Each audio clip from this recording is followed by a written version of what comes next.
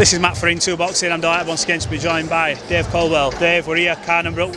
Many of us thought we'd never see it, but the excitement, the buzz is still here, isn't it? Do you know what? Considering how long we've waited for it, the excitement level's still right up there. It's buzzing here.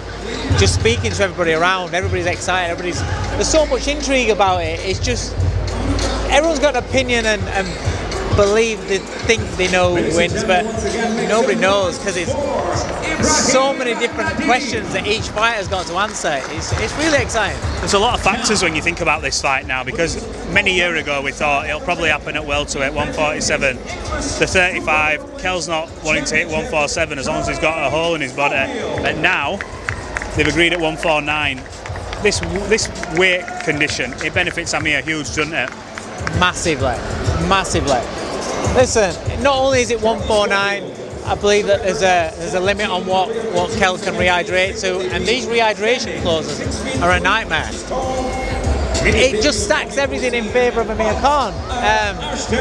So I feel for Kell in that respect, because it's not really a level playing field, is it? No. You know what I mean? So it is what it is, but that's a massive factor in this fight for me, in the terms of punch resistance. Yeah. You know, forget stamina and things like that. I worry about the punch resistance of a fighter who, at this stage of his career, obviously was fighting Terence Crawford. Crawford's another level. Yeah. But how fragile Kell was and seemed in that fight, that's down to the weight. This stage of his career, that's down to his weight. He's only got 2 pounds extra to go. That's nothing. That is nothing. That's nothing. So I do worry for Kell.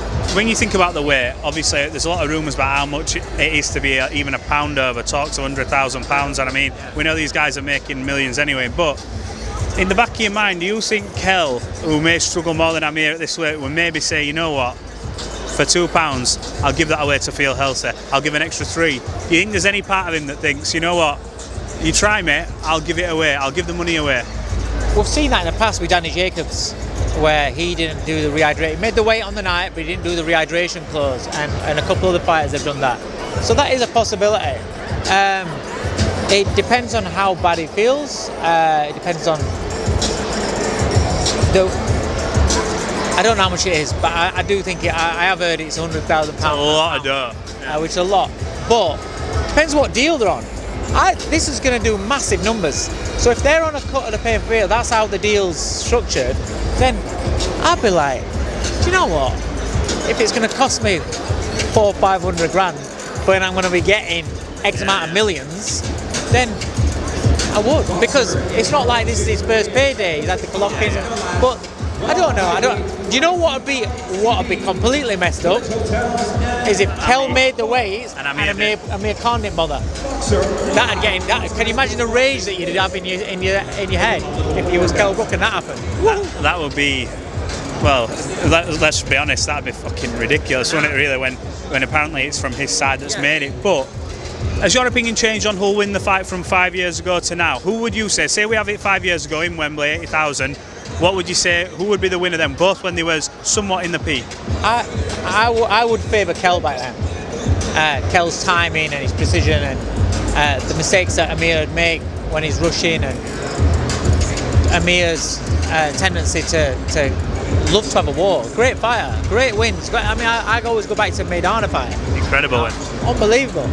But his pride, and I think his pride could have cost him back then.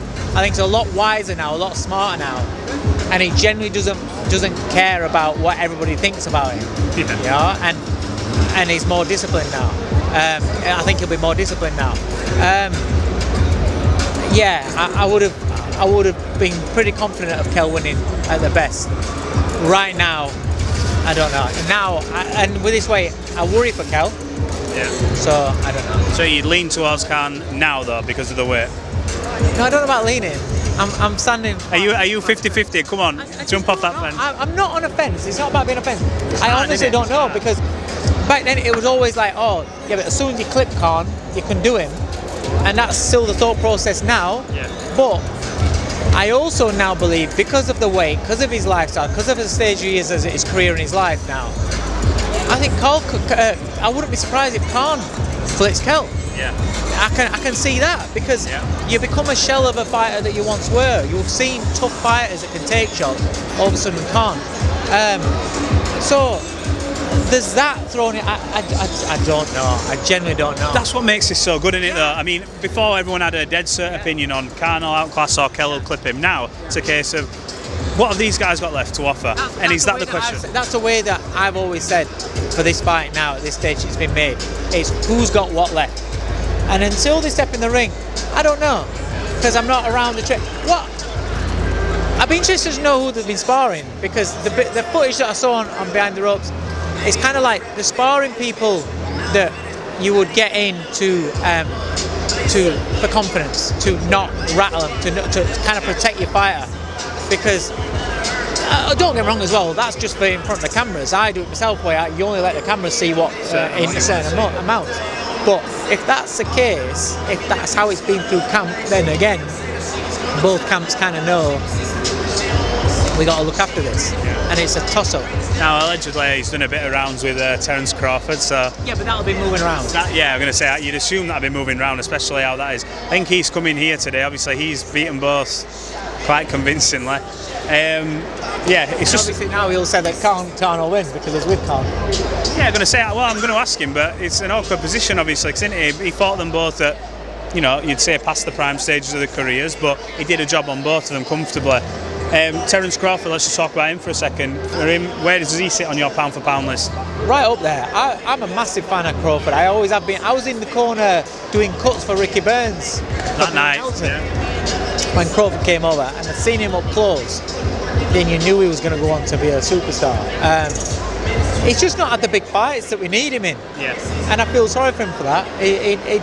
Somebody like him, I worry that he's going to get the big fight or the big fights too late, where he's on the slide. When you look at the other big name in that division, obviously Errol Spence, think he's fighting Ugas for that WBA. I don't want to write Ugas off because he beat Manny Pacquiao. I don't care how old Pacquiao was. A win over Pacquiao was a great win. But providing Spence gets through that, that's the big fight everyone wants to see. Spence versus Crawford. It's been a big fight for years. But where do you sit on that divide? Because that's another one that divides opinion. People talk about Spence and Crawford all day. I'm Terence Crawford all day. I think he's a better fighter, a better boxer, smarter man. He's got more dimensions to his game. Errol Spence is a very good fighter, but I just think that Crawford's that next level up. Yeah. Just moving back to Brook Khan, I saw something very interesting on Twitter. I didn't know how true it was or not, but Dominic Ingle, I think you've seen this, have you? Right. Is this something you've ever done? Train the sweat and drink it. Talk to me about this. I was talking about it in the gym this morning. Don't ever expect me to do that shit. Both be on their own, sweating up, and you're there with cut. Because when I was watching it, with my missus, and when he went to drink it, I was like, ugh! And then he stopped, and I thought, oh, like that. And then he did it, and he didn't even flinch. Why? He's a monster, man. Why? That's just disgusting, man. That's just. I don't know. It set me up for fighting. I was watching it. I laughed and it felt a bit. I don't know what the word is. Nauseous and sick, whatever it is. Yeah. Listen, Dom don't give a shit. And he just proved that, literally. So he just proved it. Oh, it's going to be interesting. Look, Dave, it's been good catching up. It should be a mega fight Saturday night. And fingers crossed we get to catch up with you after it. Like I said, just don't think that whoever wins on Saturday night means that they would have won in the prime, because we don't know. That's gone. Yeah. This is a different fight. Take it for what it is. And when all the teams get out of the ring, and when it's just Khan, Kell, and the referee in the middle, and they're waiting for that bell, you know the butterflies, the anticipation in that arena, and everybody sat at home that's vested in this fight. It's going to be amazing. It really is. I honestly can't wait. Look, Dave, appreciate it. You always give me a lot of your time. I appreciate it. And we'll catch up again up further in the week. That's what I